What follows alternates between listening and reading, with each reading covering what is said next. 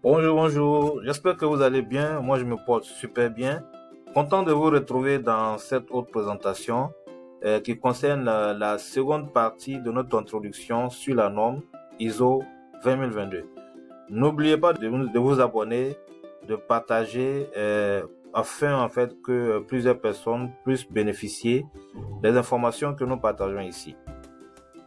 Les objectifs de cette présentation: comprendre l'organisation ISO 20022, connaître le processus de développement des messages ISO 20022, savoir en fait des informations utiles sur les domaines d'activité ISO 20022, et pour finir, nous allons donner quelques prérequis pour l'analyse des messages ISO 20022.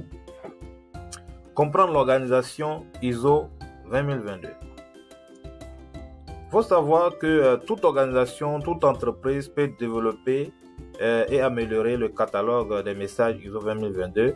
Et comme c'est une norme ouverte, donc toute entreprise ou organisation peut participer à cela. D'accord? Il n'y a pas besoin en fait pour cela d'être un membre de ISO. La seule condition, c'est de respecter les règles et exigences de ISO 20022. Il faut savoir qu'il y a 37 organisations qui participent à l'élaboration des messages ISO 20022, d'accord? Et je vais vous donner ici en fait les conditions pour développer, pour être candidat au développement des messages pour des API ISO 20022. En premier lieu, en fait, il faut introduire auprès de RMG, le Registration Management Group, une justification commerciale dans laquelle vous allez indiquer la portée, l'objectif et les avantages que les futurs utilisateurs en fait vont avoir à utiliser le nouveau message que vous voulez créer, d'accord, vous voulez ajouter à la norme. D'accord?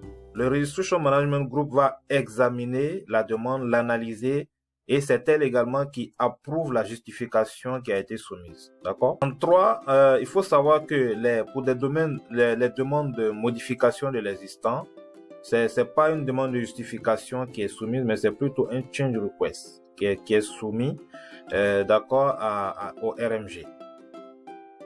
Et après approbation de la justification par RMG, le candidat maintenant doit contacter l'autorité d'enregistrement, le Registration Authority ISO 20022, pour pouvoir commencer vraiment les travaux qu'il faut, les travaux requis pour cela.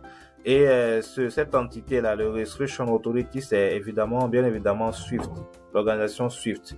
Il faut savoir que Swift en fait a signé un contrat avec ISO en fait pour pouvoir être l'autorité d'enregistrement de cette norme-là. Le Registration Authority va en fait après fournir les inputs, tout ce qu'il faut et les directives requises pour pouvoir développer les messages logiques. Le Registration Authority va valider la conformité des modèles et va générer, si tout est bon, va générer un document, une documentation d'évaluation. Et les messages seront décrits en XML si c'est uniquement des messages de données, ou en JSON, des schémas JSON en fait si c'est des API en fait qui veulent être déployés. Et ensuite, le Registration Authority va distribuer la documentation au SEG, d'accord, au Standards Evaluation Group, les groupes d'évaluation de la norme, d'accord, il y en a 5 actuellement. Il va les soumettre ça, la documentation d'évaluation pour pouvoir avoir approbation, d'accord. Et en fait, ces SEG-là sont répartis, sont catégorisés selon en fait des thématiques bien précises, hein. Donc, on a un SEG qui porte sur les paiements, un autre qui porte sur les titres, les changes, d'accord, et les services commerciaux, et il y a également un autre groupe qui porte sur les cartes. Et pour votre information, il y a actuellement plus de 400 experts, d'accord, qui participent à ces groupes-là, répartis dans 23 pays, et également 18 organisations internationales y participent aussi. Donc, après approbation de la documentation d'évaluation par les SEC, d'accord, le message ou les ressources API seront enregistrés officiellement par le Registration Authority, d'accord, et publiés sur le site www.iso2022.org. D'accord?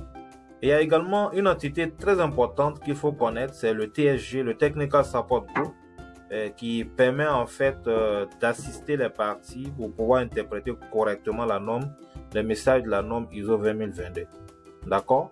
Et pour les contacter, c'est sur le site ISO 2022 là, .org, dans la partie contact, vous pouvez en fait contacter cette entité là.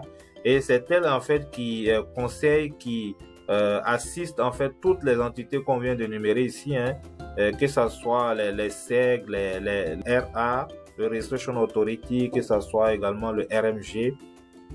En fait, c'est cette entité-là qui, en fait, conseille, qui assiste toutes ces entités à pouvoir mieux évaluer, mieux interpréter, en fait, les messages de la norme ISO 20022. Et Swift également, il faut savoir, Swift occupe une place très importante dans le dispositif de cette norme-là. Il profite en même temps pour proposer une gamme complète de modules d'auto-formation sur pas mal d'aspects du développement et de la mise en œuvre de cette norme-là. ISO 2022 énonce 10 bonnes raisons pour pouvoir adopter la norme.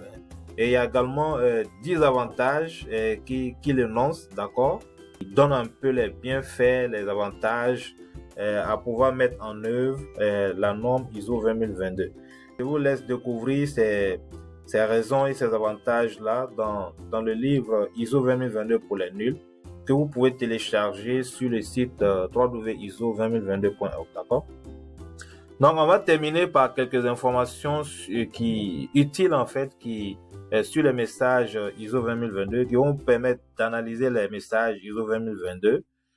Il faut savoir que le Registration Authority a classé par domaine d'activité les messages, d'accord, en leur associant 4 caractères pour chaque type de message. C'est très capital à connaître. Et également, une autre info très capitale, c'est que en fait, pour implémenter un message spécifique du standard ISO 2022, il faut en fait s'appuyer sur des guides d'utilisation, d'accord, mis en œuvre généralement par le Registration Authority, d'accord, Swift, ou bien le Swift souvent peut accompagner en fait les parties à pouvoir élaborer en fait ces guides d'utilisation. Il faut également comprendre le langage, je voulais dire ici le langage XML, d'accord, pour pouvoir analyser, bien interpréter, bien utiliser les messages ISO 2022. Et également comprendre en fait le XSD, le XML Schema Definition, qui permet en fait de valider un document XML. Pour votre information également, les caractères autorisés dans les messages ISO 2022, ce sont les caractères conformes à la norme UTF-8. D'accord, et comme vous pouvez le voir ici, d'accord, donc ici vous avez la catégorie Card Payment and Related Transaction. On a ici l'Acceptor to Acquire Card Transaction. D'accord, voici, c'est le type de message qu'elle a. Voici le code qui lui est attribué. Acquire Issue Card Transaction, CAIN, d'accord, ainsi de suite. On a également un autre type de transaction ici, de message, Payment and Cash Management. Donc, on a Payment Initiation ici, dont le code est, l'identifiant est PAIN. D'accord, je l'ai mis en surbrillance ici parce que si jamais, en fait, je dois présenter d'autres parties liées, en fait, à l'analyse, à l'interprétation des messages ISO 2022, les types de messages qui seront utilisés seront du type Payment Initiation, d'accord? Donc, on a également le trade, la catégorie Trade Service. On a ici Trade Service, TSRV, ainsi de suite, d'accord? Si vous allez sur le site ISO 2022.org, vous allez voir en fait le catalogue en entier. Donc, vous avez la possibilité de chercher ici en fait un message spécifique. Voilà, il y a 737 messages actuellement. Donc, vous avez les types de messages ici et l'identifiant qui est associé. Et vous avez la possibilité même de télécharger tous les documents liés, rattachés par exemple à ce message-là, à ces différents messages. Ceci met un thème à la seconde partie de notre introduction consacrée à la norme ISO 2022, d'accord? Donc, en fonction de l'intérêt que vous allez démontrer, je verrai en fait s'il faut poursuivre les présentations pour en fait présenter également les messages ISO 2022, comment les analyser, comment les utiliser et tout ça. Ou bien je verrai s'il faut faire cela dans le cadre d'un webinaire ou bien une formation complète. Nous ne manquerons pas de vous présenter au moment opportun. Merci beaucoup pour votre écoute. On se dit à la prochaine pour d'autres présentations. Bye.